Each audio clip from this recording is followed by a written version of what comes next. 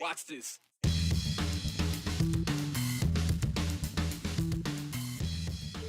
A callback to the latest lawsuit against one of Idaho's abortion bans. We've already heard from those who call the abortion trafficking law confusing and unconstitutional. Today, the bill's sponsor explains why it's not, and why she's not surprised it ended up in court. It's well known, Idaho has a vast shortage of doctors, even pre-pandemic, even despite advances being made in creating more opportunities for med students to stay in Idaho. But there are some bright spots. Idaho's best pro cyclist had his best finish in today's stage of the Tour de France. Finally, could it be a podium celebration for Matteo? When Idaho lawmakers passed and Governor Little signed the abortion trafficking bill this past legislative session, the one that makes it illegal for an adult to take a child out of state to get an abortion without her parents' permission, well, immediately there were questions about what it meant, how it would be applied, and how it would be enforced. Not to mention the constitutional issues brought up about interstate commerce and travel.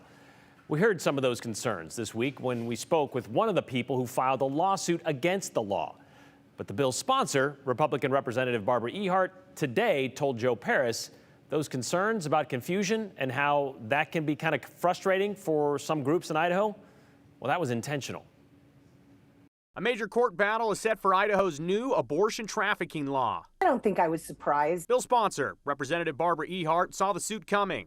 She knows advocacy groups are ready to challenge it, but she maintains it's good and legal legislation. This legislation is all about parental rights, and so the arguments that they're conjuring up against it really are out in center field, in my opinion. Critics, like House Minority Leader Representative Alana Rubel, believe that the law is a major stretch. We spoke with Rubel the day the suit was filed. This law is so vague. It says that you can't harbor, recruit, or transport a minor who's seeking an abortion.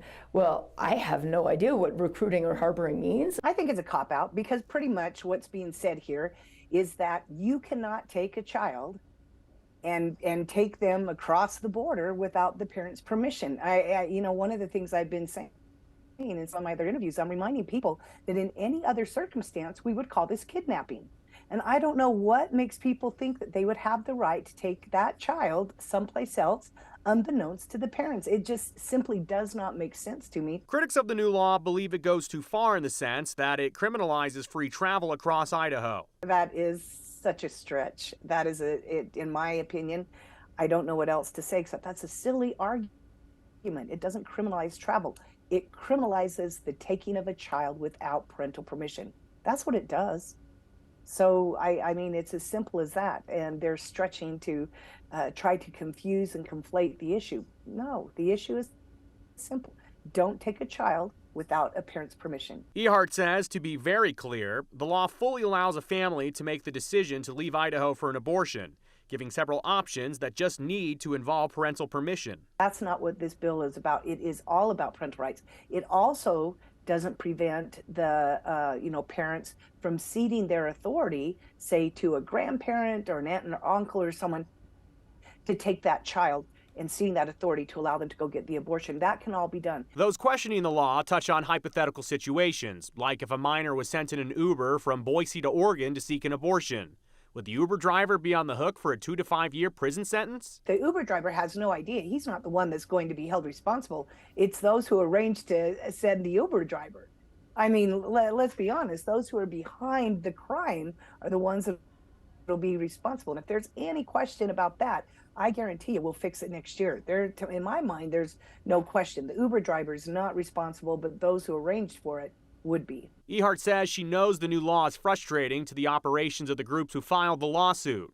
It's a major part of the point of it. I know this is upsetting to them because it's really changing their practice and what they're able to do. And it's designed that way. Idaho is a state that values life. And again, have those conversations with the parents. Parents still are going to want to have their child. If they get pregnant, they're not going to want to have that child carry another child. I get it. So have that conversation with those who want to have the conversation. The law, to Representative Ehart, falls in line with other Idaho parental rights concepts. It's another parental rights piece of legislation, and it just baffles me that anyone would think that somehow they would have the power outside of the consent of the parents to be able to take a child to get an abortion. That's just absolutely absurd. So this is going to be a very interesting conversation, not only here in Idaho, but likely from coast to coast. In my conversation with Representative Ehart, she confirmed some of the murmurings that I had heard.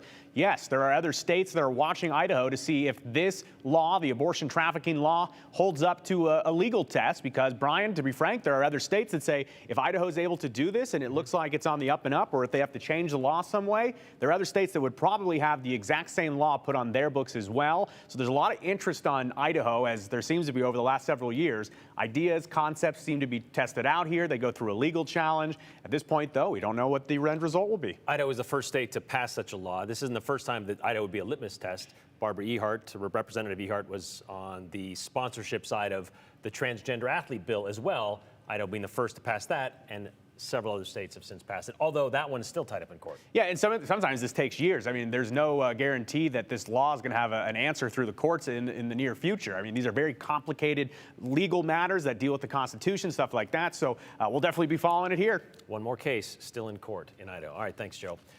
All right, back in 2016, then Governor Butch Otter asked the State Board of Education to get together with the state's medical community and colleges to come up with a plan to address how to get and keep more doctors here in Idaho. The reason, at that time, we were 49th out of the 50 states when it came to physicians per 100,000 people in the state. At the time, we were also 49th out of 50 in the number of medical residents per capita. Residency is those 3 to 5 years a medical student spends after graduating from medical school. You know, those times, that year, I should say, or 3 years, learning how to be a doctor. In Idaho, most of those programs do last 3 years, when med students work under supervised training and when they become board certified. And where those med students spend their residency years, well, that matters.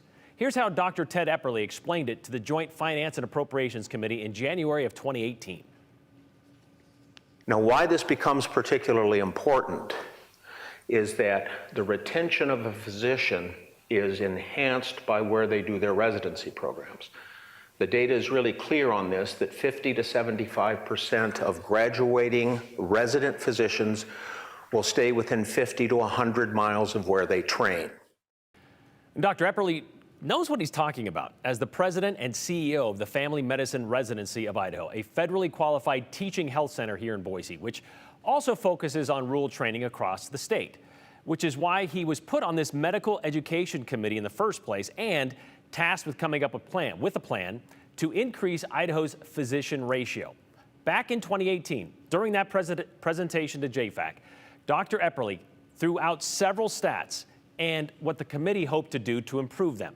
They wanted to take Idaho's residency programs, which at the time was just 9 in the entire state. They wanted to increase it to 21. They wanted to increase the fellowship programs from 4 to 9. They wanted to grow Idaho's residents and fellows from 141 to 356. They wanted to graduate 124 physicians from Idaho's residency programs per year instead of just 52. Doing this would take us from 6.7 residents per 100,000 people to 17.7, basically tripling our output, but still well shy of the national average of 28.1. But hitting that mark would make Idaho 41st instead of 49th. In turn, more residency students in Idaho might mean more doctors stay in Idaho. The goal was to produce 2,000 physicians for the Gem State and keep half of them here. And they wanted to do that, all of this, within 10 years. So here we are, about halfway through that 10-year plan. And according to the 2022 Graduate Medical Education Committee report, well, we have certainly improved. Our residency programs have increased from 9 to 12. Fellowship programs from 4 to 8, and the number of resident students has increased 77% from 134 to 237. And that all sounds great, but Idaho has only improved its standing from 49th to 45th in doctors per 100,000 people. And as for those in residency, those in that program, we've only gone from 49th to 47th in the country. Why? Well, mostly because Idaho's population has jumped a lot more than those 2018 estimates anticipated. But the silver lining in all this is the advances this committee and this plan have made, including creating more residency opportunities, like the first of its kind in Idaho, pediatric residency program. Here's Andrew Bartline. Part of the practice of a pediatrician is finishing what you've started. So the remeasurement was lower? Okay, that's always a good first step, so that's great. Savani Kiravada is a new resident at Full Circle Health. She's the first of 4 in total. Yep, got it. To capstone the home stretch of her education. Hi, good morning. In the Gem State. I love being here. But the home stretch here is far from her home. So I am originally from India. I was born in India, and then I was raised in Mason, Ohio for a decade before I moved back to India with my family. That's where I lived for the past 15 years, and yeah, that's where I went to med school. In Boise, she'll get a specialized working knowledge. But wait for length has meaning. Under the watch of Full Circle Health. It's been an honor. With program director, Dr. Perry Brown. This was about a 4-year project to get to the point that we could actually welcome our first residents. How unique is that to have a pediatrics residency here in Idaho? Well, it's unique enough that this is the first one that's ever existed in the state. So there's a pediatrics residency in Seattle, and there's one in Portland. And if you drive east from the Pacific coast, the next one you hit is at the Minnesota border 1,400 miles later. We're the first one in that entire gap. That sounds problematic to me. It is. It's one of the reasons why Idaho ranks 50th in the U.S. in terms of number of pediatricians per 100,000 children. This residency program aims to be the solution, because numbers show where a doctor completes their residency is where they're most likely to practice. And this is how we start improving our access to pediatricians here in this state. It's access that's needed, and Full Circle knows firsthand. Sometimes they're driving 3 hours to see the closest pediatrician. Do you see that? Are people coming down from Weiser to come see you at this Full Circle Health Clinic? Yes, yes. Which is why the program points specifically at these pediatrician-poor areas. During the interview too, they told us that in our first, second, and third years, we're gonna be rotating at a rural location. They're gonna get trained in places like Haley, Twin Falls, Fruitland, etc. And by doing that, we anticipate that they're going to fall in love with some of these places. They're going to decide to remain in some of those places and practice. It's intentional to trace the outline in the namesake, to find physicians who want to finish what they started. That's, I think, special towards pediatrics because you see them grow and you don't want to like suddenly just leave after 3 years. It's early, but Savani already sees how it could connect back to her new beginnings. It's only been 4 weeks since I came here and I already feel like I want to just be here for the rest of my life. I don't think that is like a very surprising statistic. Dr. Brown says he was originally concerned about attracting quality candidates for a brand new residency program, especially ones that will put a focus, or especially a program rather, that would put a focus on rural practice. He found that not to be a problem, and they're already starting the process of recruiting for matches to fill that next class. It can actually be an advantage too, Brian. When we talked with Savani, she said, I wanted something like this. I wanted to be in a more remote, rural area and get that experience. So they're finding quality candidates who fill out exactly what the state needs, and she might be a good example 3 years from now of somebody who sticks around, stays, and helps these numbers go up. I know, we were talking during that story, it's interesting the state's forcing some women to have their children, but when it comes to finding doctors for those kids, that might be a little tougher. I found it interesting during Dr. Epperle's presentation in 2018, he talked about the financial impact of this, that $1.3 million in revenue for every doctor that stays here in Idaho, the state will get. So if they get 1,000 doctors to stay here, that's $1.3 billion that the state will see, plus 10,000, or 10, I should say, 10 new jobs, 10,000 new jobs that come along with that for all those people. So it's a big financial benefit to make them or have them stay here in Idaho after fulfilling their residency. And there's a big effort to do it, 10-year plan, halfway through it. Exactly. All right, thanks, Andrew.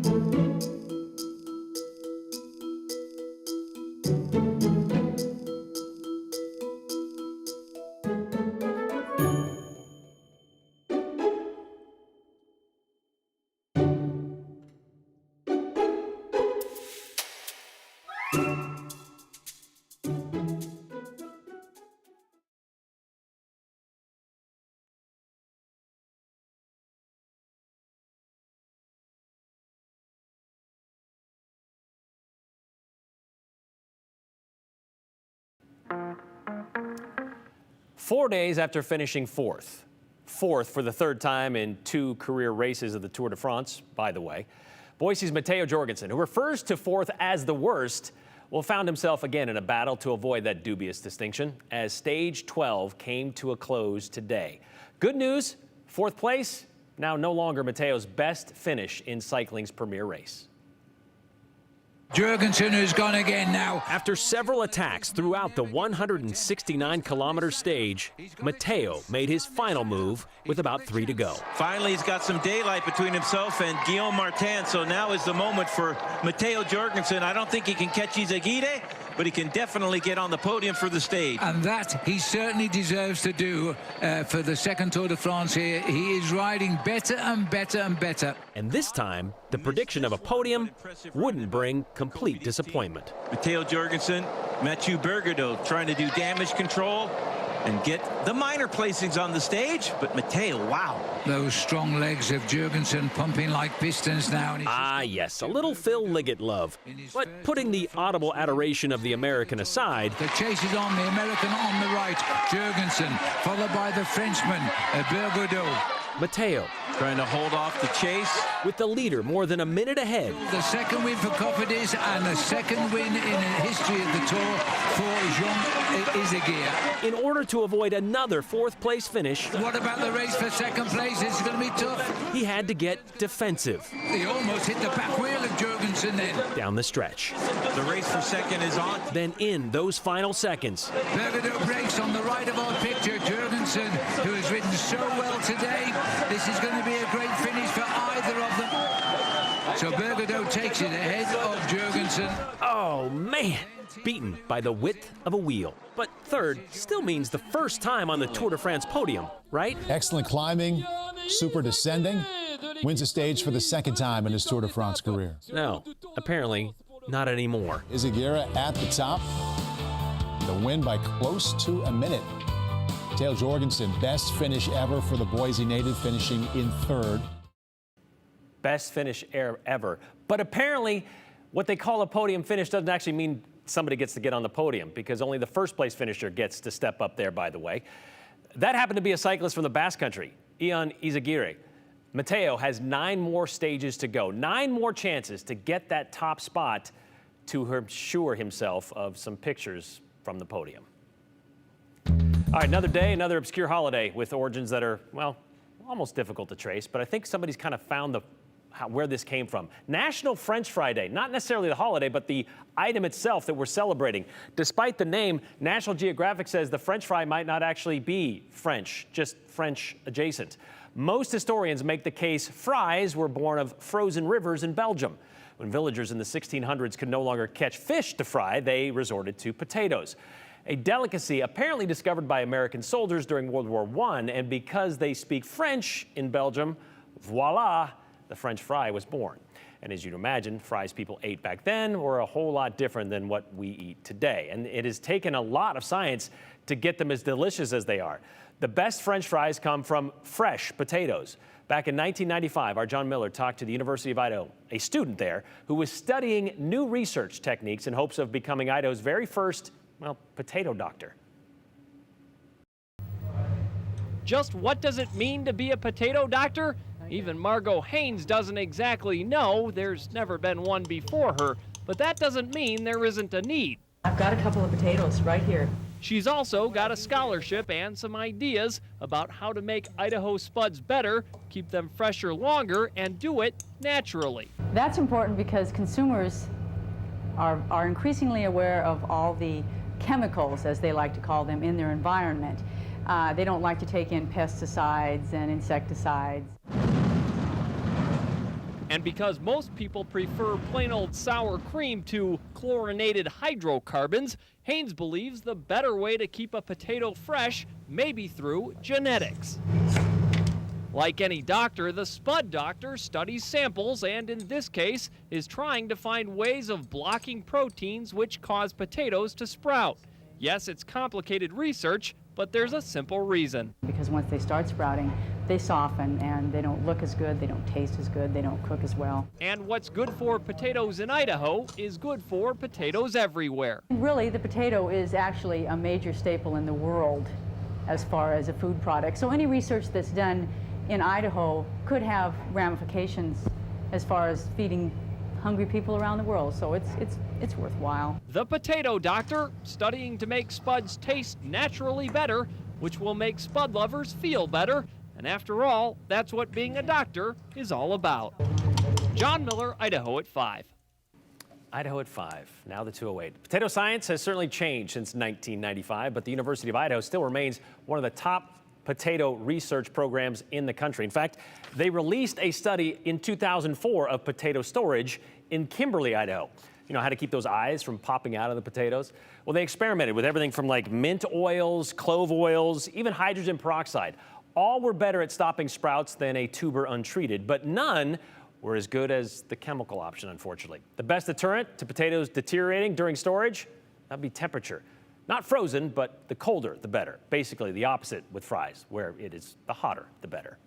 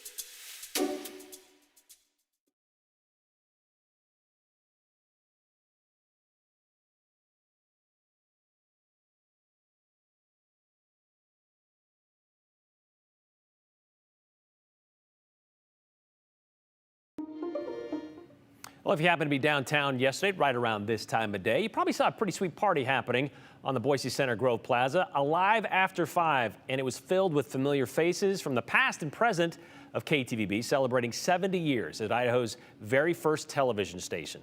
If you weren't down there, or even if you were, here's a look at some of the highlights.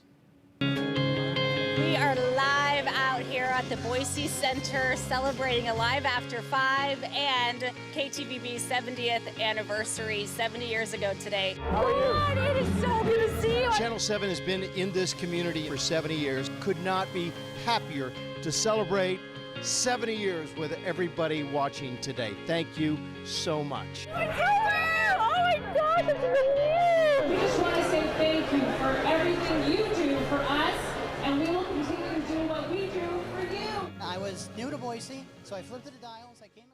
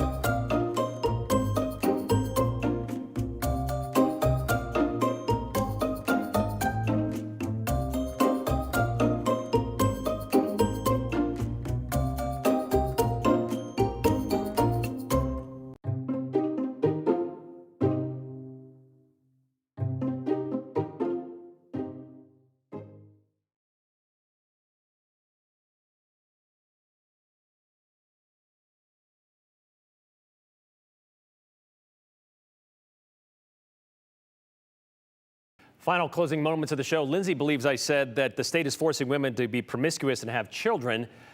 She says that's absurd. I don't believe, or I guess what you're saying is a married woman has never had an abortion, or there's never been an abortion because of medical reasons. It's a hard possibility to believe, but thanks for watching. We'll see you back here tomorrow.